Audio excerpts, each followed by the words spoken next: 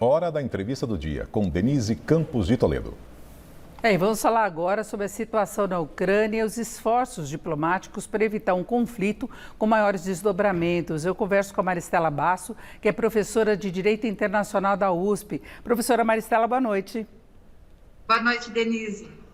Bem, vamos falar da situação na Ucrânia. Começamos a semana com duas reuniões importantes. Não é o primeiro-ministro da Alemanha junto com Biden, aliás, a primeira reunião que ele teve com Olaf Scholz, e já para cobrar até uma posição da Alemanha que tem ficado meio neutra, né? O OTAN tem cobrado uma posição mais clara.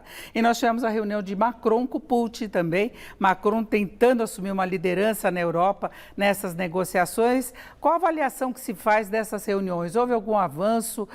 Dá para se ter uma confiança maior, né, desse lado diplomático? Sim, Denise. É muito importante o protagonismo de Alemanha e França, até porque esses dois países, a Alemanha e a França, já têm negociado no âmbito da Ucrânia, ou seja, desde que a Rússia invadiu a Ucrânia em 2014 e tomou a península que a gente sabe da Crimeia, com não vou dizer guerras, mas conflitos ali internos dentro da Ucrânia têm tomado lugar desde então, né? São os conflitos entre os pró-russos, aqueles que querem que a Ucrânia volte a fazer parte da União das Repúblicas Socialistas Soviéticas, União que existiu no passado. Então, existem os pró-Rússia, que querem voltar a fazer parte da Rússia, e aqueles nacionalistas que querem que a Ucrânia fique voltada para o Ocidente e não faça nenhuma aproximação, nenhuma associação com a Rússia. Então, esses dois grupos têm,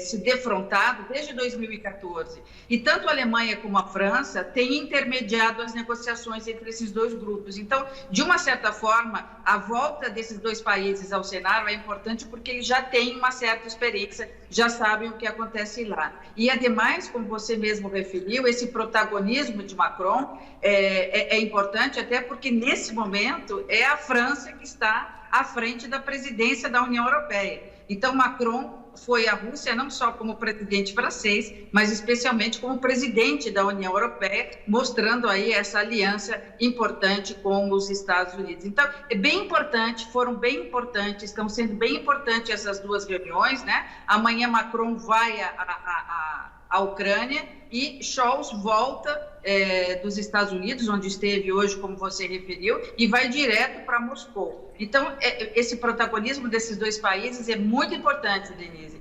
O Macron, especialmente, fez uma lista dos temas que são passíveis de acordo, temas sobre os quais tanto os Estados Unidos e a União Europeia concordam com a Rússia, e fez numa outra página uma relação daqueles pontos que ainda não há consenso e que são os mais sensíveis. Então, bem frutífera essas duas reuniões hoje. Agora, a gente vê que, paralelamente a essas discussões, as conversas diplomáticas, continuam avançando tropas na região, especialmente da Rússia, tanto que Biden falou da possibilidade de algum ataque efetivo da Rússia a qualquer momento. Ele considerava, inclusive, a possibilidade disso ocorrer hoje, mesmo tendo essa reunião marcada.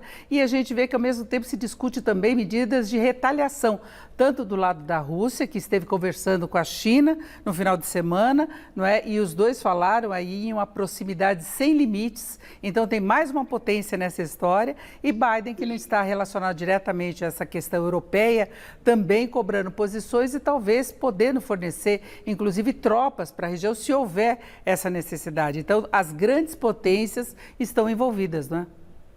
Sem dúvida. As pesquisas hoje de caráter econômico e também de caráter financeiro, com os grandes formadores de opinião e grandes investidores no mundo, publicadas hoje, então feitas de sábado até hoje, revelam que a maior preocupação hoje dos investidores estrangeiros sem sombra de dúvida, as relações dos Estados Unidos com a Rússia e as relações dos Estados Unidos com a China.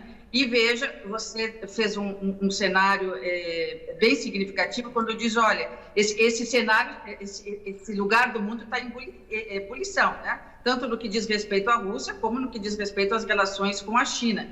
Então, sem dúvida, houve um adensamento das tensões de quarta-feira da semana passada até hoje.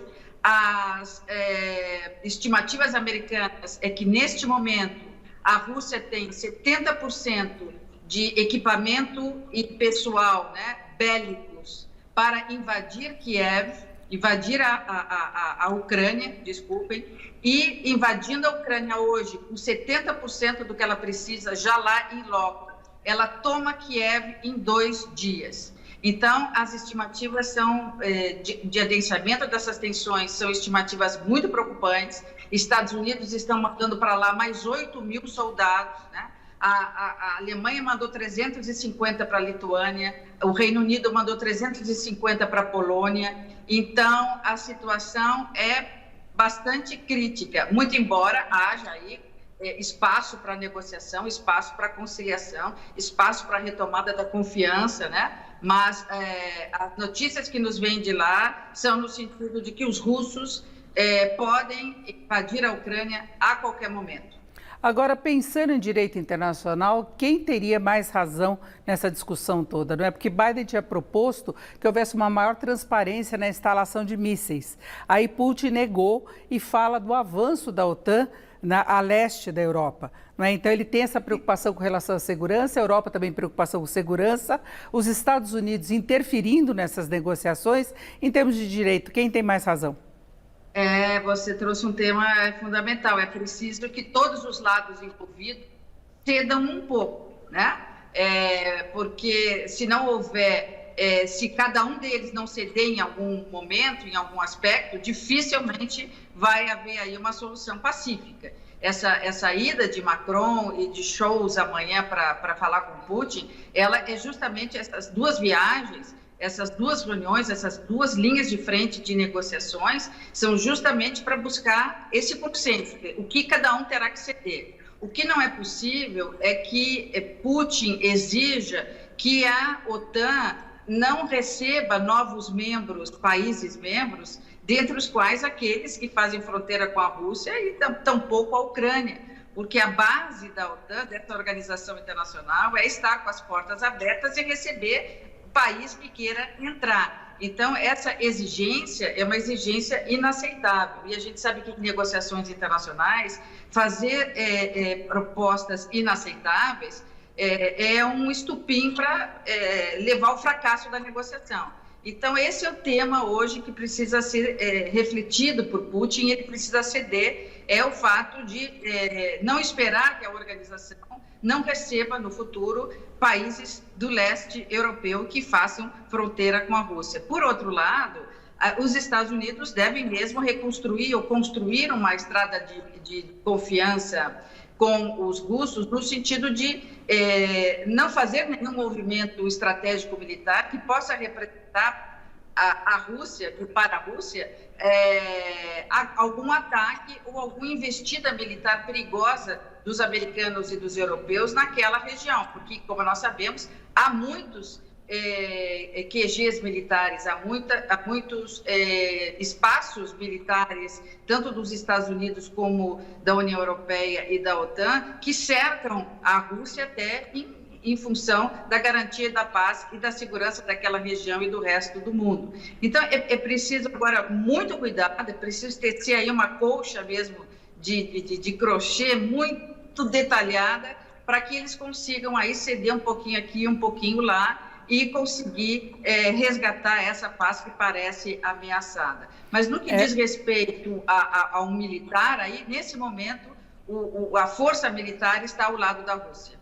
Agora, tem a questão geopolítica, não é? Cada um marcando o seu território, a Ucrânia, infelizmente, sendo alvo de toda essa disputa. Agora, tem os interesses políticos também. Por exemplo, Biden está num mau momento internamente, em termos de perda de popularidade. Já se comparou, inclusive, com Trump, o nível que chegou em termos de queda de popularidade. Macron está chegando num momento decisivo de eleições presidenciais. Então, os dois teriam, entre aspas, de mostrar serviço, talvez para agradar também o público interno, não é?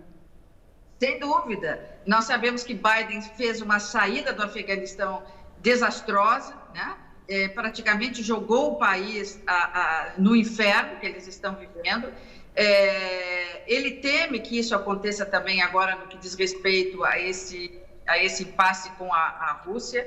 Então, ele tem que se esforçar muito para construir esse consenso. Claro que, de um lado, eles estão lutando para conseguir estabelecer uma estrada de confiança, para que não haja uma guerra naquela parte do mundo, mas, por outro lado, eles têm que se movimentar militarmente, né? Nós sabemos que, se de um lado eles constroem a Estrada da Paz, por outro lado, eles estão pavimentando aí uma possível guerra, porque eles não podem ser pegos daí de surpresa. Sabemos que os Estados Unidos mandaram, só nesse fim de semana, 90 toneladas de material bélico, né? Não só munição, mas também blindados, também estão se dirigindo para lá, submarinos. Então, é muito difícil e Biden não pode fracassar, porque se Biden fracassar como fracassou com o Afeganistão, e agora em muito maior proporção, porque nós estamos falando de uma guerra possivelmente maior do que